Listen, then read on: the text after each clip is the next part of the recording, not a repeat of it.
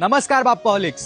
आजची स्टोरी एका अशा गणपतीची आहे ज्याचा आगमन सोहळा अनुभवण्यासाठी संपूर्ण महाराष्ट्राचे डोळे लागलेले असतात. आणि याच बाप्पाला सन्मानाने आगमनाधीश असं म्हटलं जातं. आपला लाडका चिंच पोकळीचा चिंतामणी.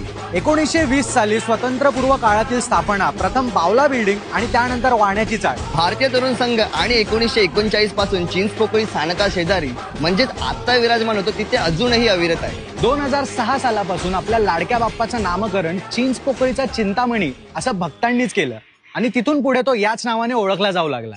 1982 साली गिरणी कामगारांच्या प्रदीर्घ संपामुळे आर्थिक संकट उभा राहिले.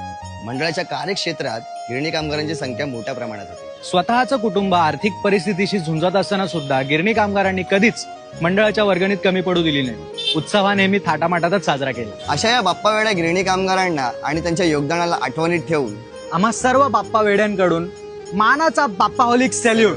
आणि हा फक्त आगमनच नाही, तर आरतीच्या तालावर विसर्जन होणार हे आपलं पहिलं गिरण गावातील मंडळ आहे.